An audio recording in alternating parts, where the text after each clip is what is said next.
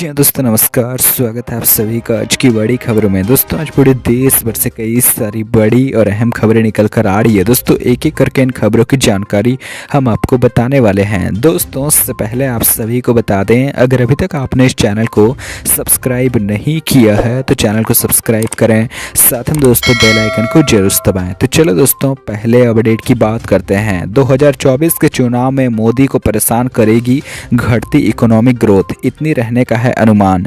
जी हां दोस्तों, कोविड के बाद देश की इकोनॉमिक ग्रोथ को सही रखने के लिए जहां मोदी सरकार जी तोड़ मेहनत कर रही है, वहीं महंगाई को कंट्रोल करने के लिए भारतीय रिजर्व बैंक यानी आरबीआई हर संभव कोशिश कर रहा है। इसी बीच ग्लोबल लेवल पर मंदी और अन्य अनिश्चितताओं का देश की आर्थिक सेहत पर असर होना भी संभव है।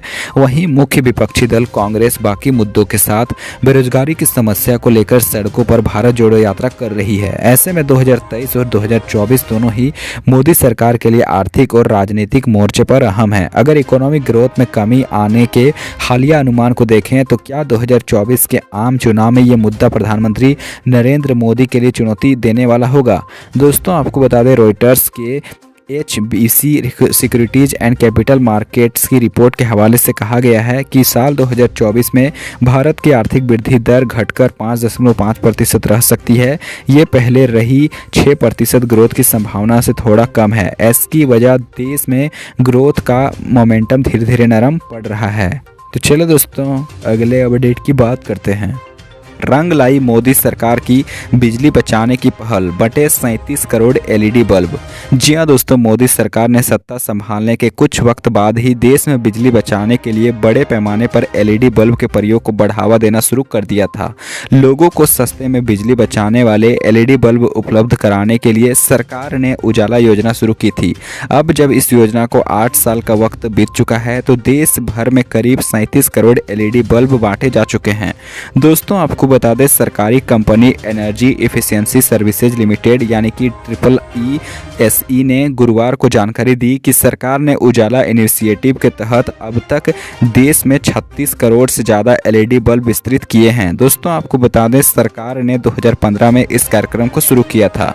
दोस्तों आपकी जानकारी के लिए बता दें कि EESL के मुताबिक LED बल्ब के अलावा अब तक पहल के तहत 72 लाख LED ट्यूबलाइट्स भी बांटी जा चुकी हैं। वहीं सरकार ने स्ट्रीट लाइटिंग नेशनल प्रोग्राम यानी कि SLNP भी शुरू किया था। 2015 से लेकर अब तक इस कार्यक्रम के तहत देश भर में 1 करोड़ 27 लाख से ज़्यादा LED स्ट्रीट लाइटें लगाई जा चुकी हैं। दोस्तों आपकी जानकारी के लिए बता दें कि ECL ने कहा है कि सरकार ने इन प्रयासों से देश के हर साल 48.42 अरब किलोवाट बिजली बचत का अनुमान है। वहीं पीक ओवर के टाइम में बिजली की मांग में करीब 9,789 मेगावाट की कमी आई है। इतना ही नहीं, ग्रीन हाउस गैस यानी कि GHG उत्सर्जन में भी हर साल 3 crore 93 lakh ton carbon dioxide की कमी हुई है। तो चलो दोस्तों अगले अपडेट की बात करते हैं। कश्मीर, दिल्ली, NCR में भूकंप के झटके महसूस किए गए, अफगानिस्तान था केंद्र। जी हां दोस्तों, दिल्ली, NCR और जम्मू कश्मीर में गुरुवार को भूकंप के झटके महसूस किए गए थे। दोस्तों आपको बता दें, कश्मीर घाटी में शाम करीब 7:59 पर भूकंप के तेज झटके महसूस किए गए। भूकंप का केंद्र अफगानिस्तान में हिंदू कुश क्षेत्र में रहा।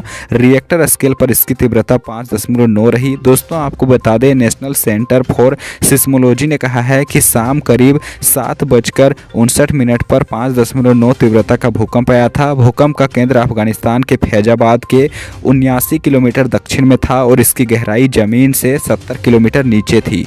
दोस्तों आपको बता दें, इसके साथ साथ दिल्ली और आसपास के इलाकों में भी भूकंप के झटके महसूस किए गए। भारत, ताजिकिस्तान और अफगानिस्तान के कई हिस्सों में भूकंप के झटके महसूस किए गए। वहीं पाकिस्तान के लाहौर और आसपास के इलाकों में भूकंप के जोरदार झटके महसूस किए गए हैं। भूकंप के केंद्र से उसकी गहराई ज़्यादा थी, इस वजह से झटके इतनी दूर तक महसूस किए गए।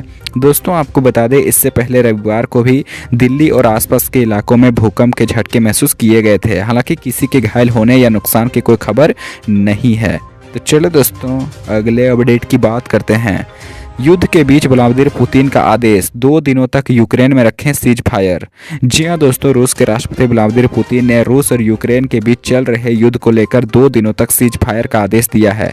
दोस्तों आपको बता दें, न्यूज एजेंसी AFP के मुताबिक यह निर्णय ऑर्थोडॉक्स क्रिसमस को देखते हुए लिया गया है। पुतिन ने यह फैसला आध्यात्मिक गुरु पैट्रिक क्लील के अनुरोध पर किया है। दोस्तों आपको बता दें, यह संघर्ष विराम 6 जनवरी की दोपहर से लेकर 7 जनवरी की मध्यरात्रि तक यूक्रेन में 36 घंटे तक रहेगा। वहीं यूक्रेन ने इसे पाखंड बताया है। दोस्तों आपको बता दें, उन्होंने कहा है कि यह सिर्फ हिपोक्रेसी है। तो चलो दोस्तों अगले अपडेट की बात करते हैं। गेहूं के बाद अब इस चीज़ की कीमत में 15% की बढ़ोतरी, 110 रुपये किलो हुआ रेट। जी हाँ दोस्तों, भारत में चावल और पाम तेल महंगा होता जा रहा है। पिछले एक महीने में चावल की कीमत में 15% की बढ़ोतरी हुई है, जबकि पाम ऑयल की कीमत आने वाले हफ्तों में 5 से 7 रुपये प्रति लीटर तक बढ़ सकती है। बासमती किस्म का चावल एक महीने पहले के 95 रुपये प्रति किलोग्राम की तुलना में 110 रुपये प्रति किलोग्राम की रिकॉर्ड ऊंचाई पर बिक रहा है। ट्रेडर्स इसका श्रेय विश्व बाजार में बेहतर कीमतों की उम्मीद में राइस मिलर्स द्वारा स्टॉक को बनाने को देते हैं, क्योंकि पाकिस्तान में बाढ़ ने देश की चावल की फसल को नुकसान पहुंचाया है। दोस्तों आपको बता दें, चावल की मार्केटिंग और निर्यात करने वाली कंपनी राइस वीला ग्रुप के सीईओ सूरज अग्रवाल ने कहा है कि भारतीय बासमती चावल के सबसे बड़े बाजारों में से एक ईरान से बमुश्किल कोई ऑर्डर मिलने के बावजूद ऐसा हो रहा है।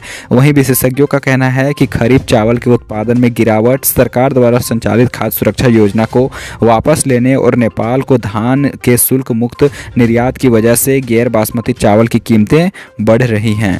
तो चलो दोस्तों अगले अपडेट की बात करते हैं। गलत सूचनाओं पर लगाम, परसेप्शन की जंग, ईस्टर्न लद्दाख में 2.5 साल से तनाव के बीच रक्षा मंत्रालय का नया कदम।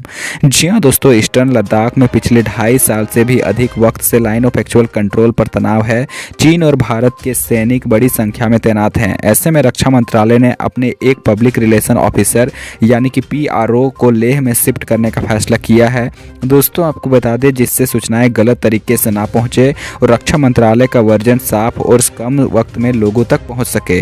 दोस्तों आपको बता दें, भारत और चीन के बीच जब भी तनाव बढ़ता है तो यह तनाव सिर्फ मिलिट्री स्तर पर नहीं होता है, बल्कि परसेप्शन की जंग भी होती है। चीन अपनी तरफ से सूचनाओं को तोड़ मरोड़ कर सोशल मीडिया के जरिए फैलाने की कोशिश करता है।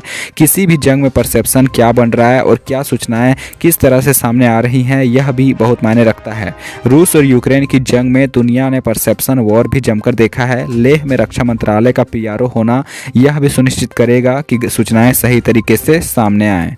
तो चलो दोस्तों अगले अपडेट की बात करते हैं। जैन समाज में क्या है श्री समेत शिखर का महत्व, क्यों विवाद, कैसे मामले ने पकड़ा तूल। जी हाँ दोस्तों, केंद्र सरकार ने गुरुवार को अधिसूचना जारी कर कहा है कि झारखंड में स्थित श्री समेत शिखर तीर्थ स्थल ही रहेगा। गिरिडीह जिले में मौजूद श्री समेत शिखर जी को पर्यटन स्थल के तौर पर घोषित किया गया था, जिसके बाद से ही देश भर में जैन समुदाय प्रदर्शन कर रहा था। दोस्तों आपको बता दें, केंद्र सरकार के फैसले के बाद समुदाय ने प्रदर्शन बंद कर दिया है, लेकिन ये विवाद इतना बढ़ा कैसे और इस स्थल का महत्व क्या है, आइए जानते हैं।